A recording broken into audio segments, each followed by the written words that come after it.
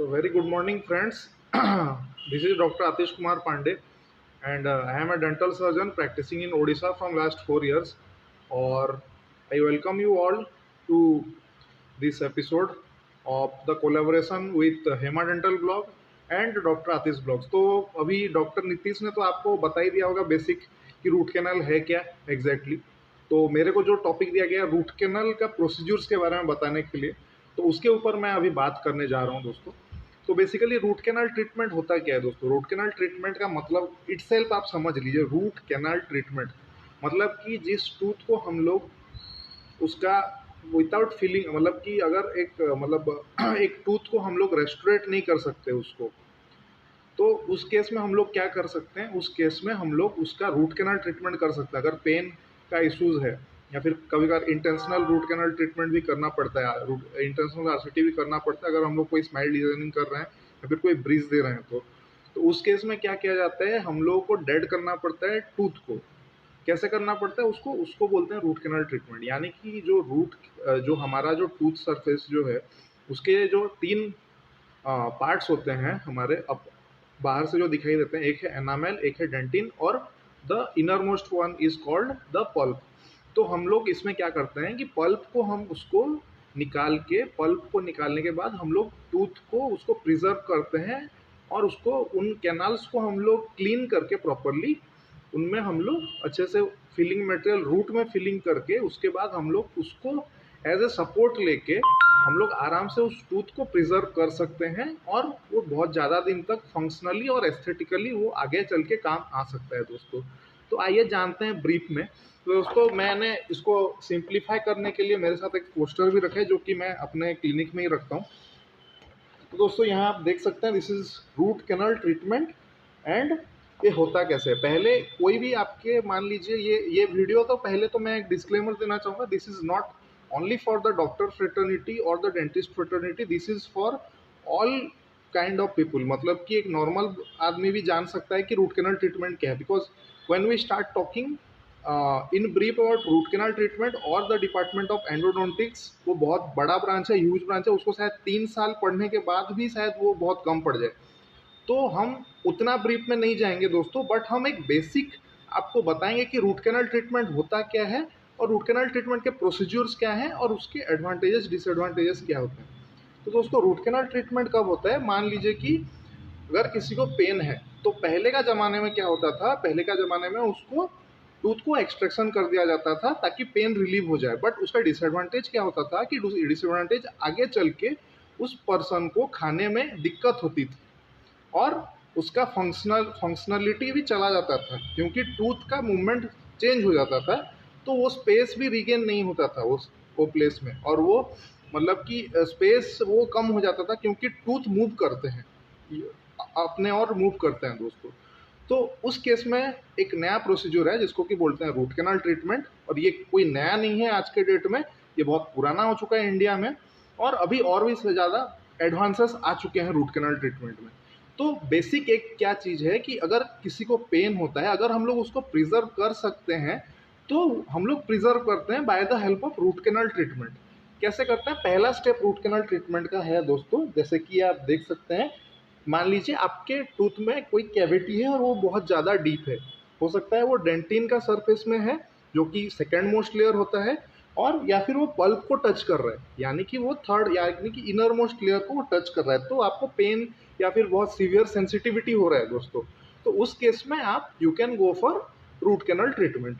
तो दोस्तों cavity already होके है यहाँ पे आप जैसे कि देख सकते हैं, और इसमें तो एब्सेस भी है। एब्सेस का मतलब है दोस्तों, हम लोग ओडिया में उसको पूजा बोलते हैं या फिर इंग्लिश में उसको पस बोलते हैं, या फिर आप हिंदी में मेरे को एग्जैक्टली नहीं पता, बट सूजन आप देख सकते हैं, सूजन रहता है, स्वेलिंग रहता है दोस्तों किसी किसी केस में, और उसके बाद उसमें थोड़ा सा येलोइश डिस्चार्ज भी होता है दोस्तों।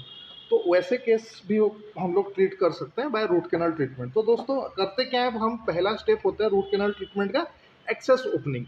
तो दोस्तों एक्सेस ओपनिंग इटसेल्फ आप समझ सकते हैं उस वर्ड से कि एक्सेस ओपनिंग होता क्या है। एक्सेस एक्सेस का मतलब हमको दिखाई देने वाला, और दिखाई देने वाला यानी कि विजुअलाइज करने वाला, हमको दिखाई देने वाला और एक्सेस की मतलब हम लोगों को वो फील्ड अच्छा से दिखाई दे, हम लोग उस पर काम करने पाए, दैट इज कॉल्ड एक्सेस। उसके नाम से ही आपको पता चल रहा होगा एक्सेस। और ओपनिंग, ओपनिंग का मतलब क्या है, हम लोग ओपन करेंगे। क्या ओपन करेंगे, हम लोग ये सरफेस को प्रॉपरली ओपन करेंगे ताकि हमारे इंस्ट्रूमेंट अच्छे से उसमें वो कैनाल्स में जा सके।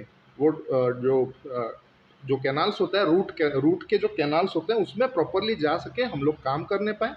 इस चीज़ के लिए उसको बोला जाता है एक्सेस ओपनिंग। तो क्या किया जाता है दोस्तों, हमारे जो इंस्ट्रूमेंट्स रहते हैं जनरली एरोटर रहता है या फिर एरोटर से ही मेनली होता है, और कुछ बर्स रहता है, राउंड बर्स भी यूज करते हैं। एक्सेस ओपनिंग बर भी रहता है, एंडो एक्सेस बर भी बोलते हैं उसको। वो ज़्यादातर थोड़ा मेडिकल टर्म हो जाएगा, बट एक नॉर्मल चीज़ में मैं आपको बोल रहा हूँ कि हमारे डेंटल के इंस्ट्रूमेंट से हम उसको एक्सेस लाते हैं। एक्सेस लाने के बाद दोस्तों क्या होता है, उस पर हम लोग जो जो कैरीज है, कैरीज यानी कि जो कैविटी है, उसको थोड़ा सा वाइड करके अच्छे से वो कैरीज को निकाल के हम लोग आराम से एक्सेस लाते हैं। एक्सेस लाने से हमको क्या होता है, हमको दिखाई देता है, हमको विजुअलाइज होता है जो हमारा जो कैनाल्स है वो सब दिखाई देते हैं हमको। फिर हम लोग क्या करते हैं, ये हुआ फर्स्ट स्टेप, कैनाल हमको दिखाई दिया। तो कैनाल दिखाई देने के बाद we start our next procedure, that is called cleaning and shaping. अभी दोस्तों आप एक कॉन्ट्राडिक्शन है एक्चुअली, क्लीनिंग एंड शेपिंग मैं इसलिए बोल रहा हूँ क्योंकि अभी अगर आप कोई डेंटिस्ट हैं तो make sure that the term BMP पुराना हो चुका है, यानी कि बायोमैकेनिकल प्रिपरेशन, ये जो टर्म है ये पुराना हो चुका है। अभी एंडोडोंटिक्स में it is cleaning and shaping, यानी कि हम लोग क्लीन करते हैं वो कैनाल को और उसके साथ हम लोग उसको प्रॉपरली शेप करते हैं ताकि लास्ट में हम उसको प्रॉपरली हम आराम से उसको जो है रेस्टोरेट करने पाए बाय आवर गट्टा पर्चा और एनी अदर बायोसेरामिक मटेरियल। तो दोस्तों इस केस में क्या होता है, एक जनरल आइडिया मैं आपको बता दे रहा हूँ। उसमें हमारे एंडोडोंटिक फाइल्स होते हैं। एंडोडोंटिक फाइल्स मतलब जो फाइल्स को हम लोग यूज करते हैं ताकि हम जो इन्फेक्शन जो रहता है या फिर कोई और चीज़ रहता है या फिर जो पल्प रेमनेंट्स रहते हैं या फिर कोई डेंटिनल भी कोई अगर रेमनेंट्स रहते हैं उसको हम लोग निकालने के लिए हम लोग उसको यूज करते हैं।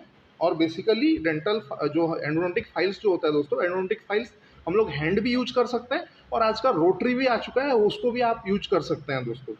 और बस रोटरी भी आप यूज कर सकते हैं। और यूज करने के बाद हम लोग क्या करते हैं, डॉक्टर्स जनरली हम लोग उससे हम लोग एक क्या बोलते हैं उसका इन्फेक्शन निकालते हैं हमारे प्रोसीजर से, यानी कि क्लीनिंग एंड शेपिंग। आप नाम से पता चला होगा, क्लीन करते हैं हम लोग कैनाल्स को, जितने भी कैनाल्स रहते हैं, और अच्छे से उसको शेप करते हैं ताकि हम लोग उसको फिल कर पाएँ फ्यूचर में। तो ये थोड़ा सा टाइम टेकिंग होता है, बट मैं आपको एक जनरल बोल दे रहा हूँ कि हम लोग और कुछ केमिकल्स भी यूज करते हैं इसमें, जैसे कि हमारा 17% EDTA रहता है जो कि एक चिलेटिंग एजेंट है, उसको हम लोग यूज करते हैं ताकि वो कैनाल्स को अच्छे से आपका स्मूथ करने पाए। प्लस हम लोग सोडियम हाइपोक्लोराइड भी यूज करते हैं दोस्तों, ताकि सोडियम हाइपोक्लोराइड जब यूज होता है तो उसका काम यही है कि जब वो अंदर की तरफ जाता है कैनाल को तो वो डिसइंफेक्ट करता है अच्छे से। और उसके साथ हम लोग नॉर्मल सेलाइन में उसको मिला के हम लोग अच्छे से इरिगेट भी कर सकते हैं, ताकि क्योंकि कैनाल्स एक स्ट्रेट कैनाल नहीं होता है, बहुत सारे एक्सेसरीज कैनाल भी होते हैं, लेटरल कैनाल्स भी होते हैं। तो वहाँ जाने के बाद दोस्तों आराम से वो सब कैनाल्स भी डिसइंफेक्ट हो सकते हैं, इसलिए हम लोग करते हैं ताकि जितना कम परसेंटेज ऑफ इन्फेक्शन रहेगा दोस्तों उतना कम पेन रहेगा पेशेंट को। तो ये हो गया दोस्तों सेकंड प्रोसीजर। अभी आता है दोस्तों थर्ड प्रोसीजर, जिसको कि बोलते हैं हम लोग ऑब्चुरेशन बोलते हैं, या फिर आप अगर एक नॉर्मल आदमी है तो आप इतना बस समझ लीजिए कि ये बस रूट्स को फिलिंग करने का प्रोसीजर है। ऑब्चुरेशन का मतलब हम लोग रूट को फिल कर रहे हैं। रूट को किस किस मटेरियल से हम लोग फिल करते हैं दोस्तों, हम लोग एक बार एक्सेस ओपनिंग कर लिए, उसके बाद हम लोग इसको जो एंडोडोंटिक फाइल्स यूज़ करके हम लोग उसको प्रॉपरली क्लीनिंग एंड शेपिंग कर लिए। क्लीनिंग एंड शेपिंग करने के बाद दोस्तों हम लोग उसको फिल करते हैं। जनरली फिलिंग मटेरियल जो होता है वो जनरली गट्टा पर्चा होता है, वो एडल्ट केस में ही यूज होता है, मेनली गट्टा पर्चा। और बच्चों के केस में हम लोग और भी अलग अलग मटेरियल जैसे कि कैल्शियम हाइड्रोक्साइड विद आयोडोफॉर्म और भी बहुत अलग अलग चीज़ हम लोग यूज कर सकते हैं depending on the cases. But आपके लिए एक नॉर्मल जानने के लिए गट्टा पर्चा को यूज किया जाता है। जितना लेंथ हम लोगों का जो कैनाल का जो लेंथ जितना रहता है उसको हम लोग प्रॉपरली जब फिल करते हैं तो वो ज़्यादा टाइम लास्टिंग करता है वो टूथ, और वो सपोर्ट भी देता है। तो सपोर्ट देने के बाद वो जब वो प्रॉपरली जो फिल हो जाता है तो कोई भी इन्फेक्शन नहीं रहता दोस्तों और टूथ के कैनाल में कोई भी इन्फेक्शन नहीं रहता। जब इन्फेक्शन नहीं रहता है दोस्तों टूथ के कैनाल में, तो प्रॉपरली एक आदमी आराम से चबा सकता है। और ये तीसरा प्रोसीजर है दोस्तों रूट कैनाल ट्रीटमेंट का। और अगर प्रॉपरली देखा जाए तो रूट कैनाल ट्रीटमेंट के बाद अगर टूथ सरफेस कम है तो पोस्ट भी डाला जाता है, पोस्ट एंड कोर किया जाता है, और उसके ऊपर एक टूथ प्रिपरेशन करने के बाद उसके ऊपर एक क्राउन देना भी ज़रूरी होता है। क्राउन, या फिर आप नॉर्मल टर्म्स में उसको कैप भी बुलाते हैं बहुत लोग, बट अगर हम लोग डेंटल टर्म्स में बात करें तो it is a crown. It may be a PFM crown. Metal crowns पहले बहुत ज़्यादा चलते थे, आजकल बहुत कम देते हैं लोग, दे भी सकते हैं, कोई वो बात नहीं है। और जिरकोनिया भी है, क्राउन्स में आता है, तो वो अलग बात है। बट नॉर्मली देखा जाए तो 3 स्टेप होते हैं दोस्तों। एक है एक्सेस ओपनिंग, एक है क्लीनिंग एंड शेपिंग, और दोस्तों तीसरा है हमारा जो कि ऑब्चुरेशन।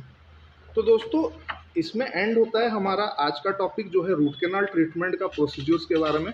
होप आप सभी को दोस्तों कुछ इन्फॉर्मेशन मिला होगा। अगर आप एक मतलब डेंटिस्ट्री के स्टूडेंट हैं, BDS हैं, या फिर MDS हैं, या फिर कोई रिलेटेड भी हैं, मेडिकल फील्ड के भी हैं, तो आपको थोड़ा बेसिक नॉलेज मिला होगा रूट कैनाल ट्रीटमेंट के बारे में। और अगर आप कोई पेशेंट हैं या फिर कोई एक नॉर्मल आदमी है, तब भी आपको कुछ ना कुछ समझ में आया होगा रूट कैनाल ट्रीटमेंट होता क्या है, क्यों किया जाता है रूट कैनाल ट्रीटमेंट को, और उसका एडवांटेजेस क्या है, आपको सब समझ में आया होगा। Hope I could add some value in your life. So thank you so much. And आप ज़रूर वीडियो को लाइक कीजिए, सब्सक्राइब कीजिए दोस्तों।